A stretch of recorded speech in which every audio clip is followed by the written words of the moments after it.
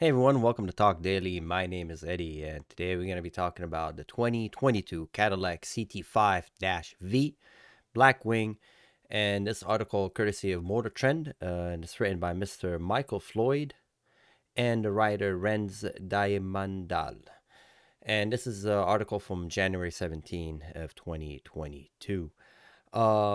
So they go on with the Cadillac CTS-V, and I believe the Cadillac CTS-V is a wonderful vehicle. And this is the CT5-V. If you don't know what it's designed for, it's designed to compete with the likes of the BMW M5.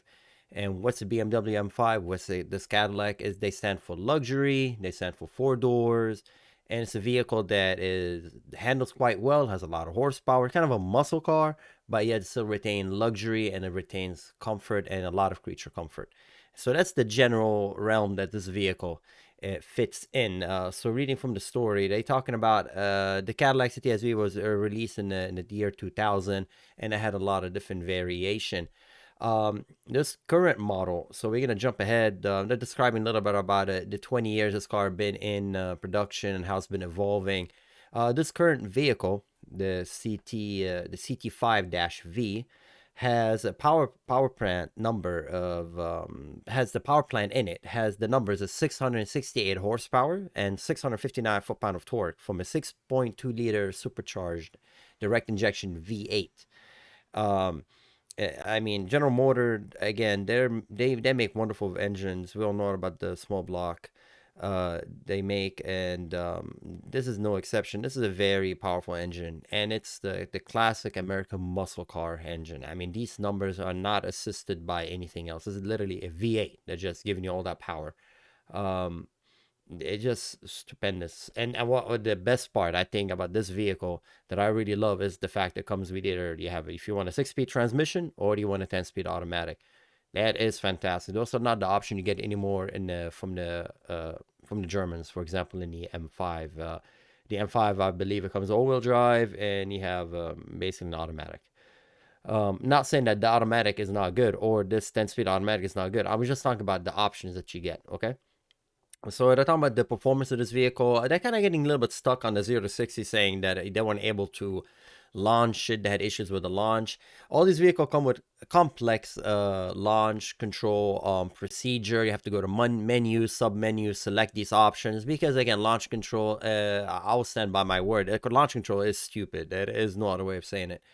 Um, Launch control, I don't know what's the purpose of it. If you're on the track, or I guess if you're taking it to the drag strip, but on a public road, launch control, it serves no purpose.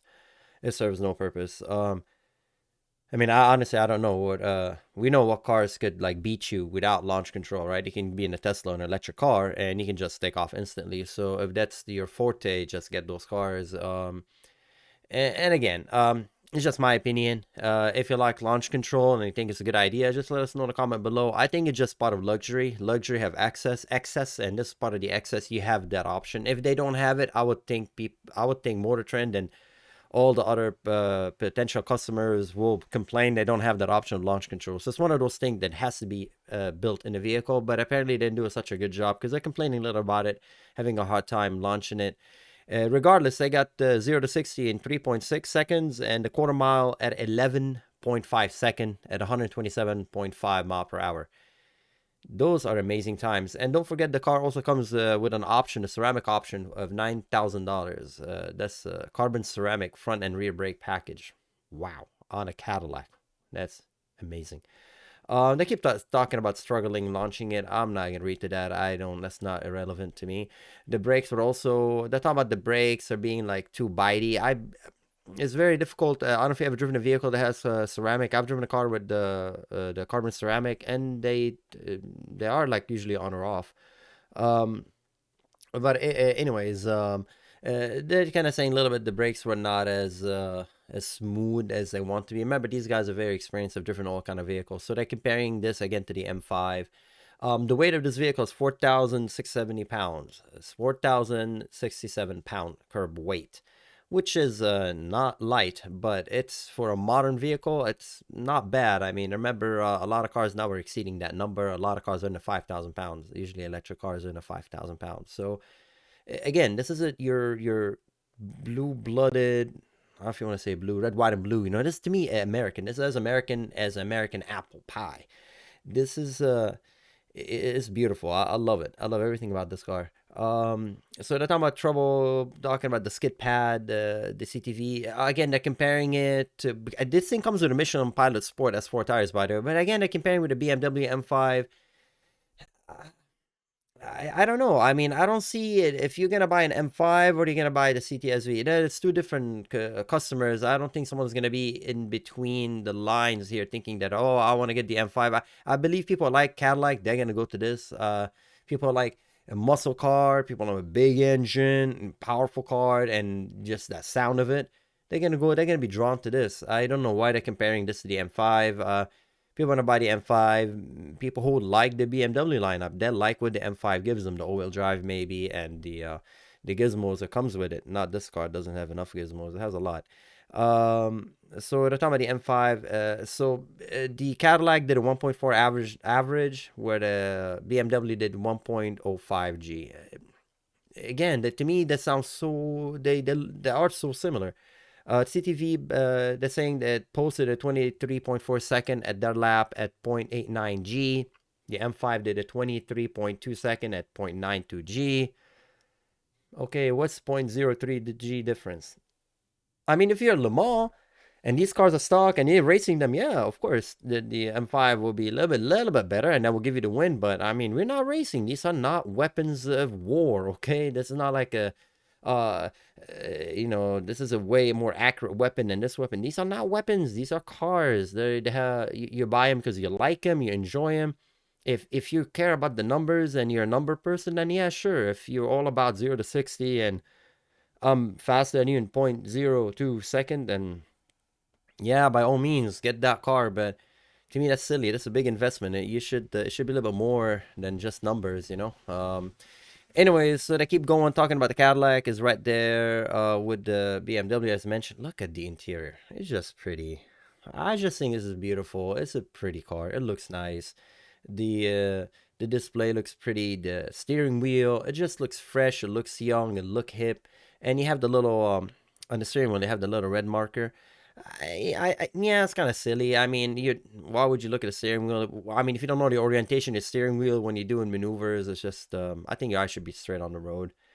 I mean, when's the last time you looked down at the steering wheel? Like, where am I pointing at? Anyway, so look at the specification. The base price is 84,990. So to me, it's $85,000 base price, and as tested, 112,545. It's not cheap by any means, but again, this is an alternative to people who don't want to get the M5. And I think it's beautiful. I think it's nice. I think this is the one a muscle car. This is definition of a muscle car to me. 668 horsepower, 6,500 RPM, 659 foot-pound of torque at 3,600 RPM, and I guarantee you this car generate at probably a 1,000 RPM as much torque as a small daily commuter. Transmission 6-speed manual. We talked about the weight, the 0 to 60 at 3.6 second. Braking 60 to 0 at 102 feet. That's not bad. Ladder acceleration 1.04 G average. That's plenty. I mean, what are you doing getting that number on public road? I have no idea. And you're gonna think this is the track? Really? You have that much money? You're gonna take it to the track? You're gonna take that car to the track? I don't know. That's why I don't get these things after a while. You know, the EPA, that I care about that. So it's 13 for the city, 21 highway, 15 combined. If you drive it, how should we say? Not you kind of put your foot down once in a while. You're probably not gonna get 13. That's for sure. Okay, this thing will probably give you like 8, 6 if you put your foot down a lot. But again, it's a beautiful car. I love the way it looks. I love the colors. I mean, I'm pretty sure you can get, if you don't like the yellow, I'm pretty sure you can opt out for that and get different colors. That will customize it for you. Look at the suede. It looks nice. Look at that big V button to your left, left hand. It's a nice place to be in. I said the seat, if you don't like that color, I'm pretty sure you could change it. They're trying to be hip. I mean, they're showing you The option you can get, again, the seat's nice. And not Recaros or anything. I don't see any like the Recaro on it. It's just inbound. GM made it in-house. GM design. I think this looks fantastic. There is no doubt in my mind that this is a beautiful car. And again, the manual. I mean, thank you for making a manual. I understand a lot of people are probably not going to buy with the manual, but the fact that you can get that as an option, I think is wonderful. Um, and if you, because it's all about the feel, at least I get a feel, I get engagement when I'm driving this car. I know it's the automatic is faster, okay? For no doubt, the automatic is faster, but this manual just it gives you something to do when you're driving, when you're stuck in traffic. Because let's face it, this car is meant to be driven daily. It's a daily driving car. I mean, if you can afford it, why not? And look at the engine. Again, it's beautiful. Look, no turbocharger, no supercharger, just old school engine, naturally aspirated. I love it. When are you gonna see these cars anymore on the road? I don't know. I don't know. When are you gonna see a big V8 like this? Everybody's walking away from this, and luckily GM Cadillac is still making it, and I'm very excited they are making it, and I'm happy to see it. It's a wonderful car. It makes you. I mean, I'm just happy that this car that we still have cars like this we can buy. Yeah, it's expensive, but I mean that's the price you pay for all that luxury performance combined. Again, I want to see the helmet and on the track. Again, it's just me, Eddie, just my opinion, but when I see these cars on the track, like, what are you doing with this car on the track? Like, it's I mean that's a different subject, but uh, I think this car is mainly for freeway speed and going on and off ramp. And I mean, if you're learning the you're learning how to drive on this car, there's nothing wrong with it. This car can do it. So all in all, good job, Cadillac. It's a beautiful car. And I leave a link for this article down below for you guys to check it out yourself. All right, pretty much sums it all up. Once again, thank you for watching. If you like this content and you want more, please don't forget to subscribe and like. Thanks, everybody. My name is Eddie. Have a good one. See you next time.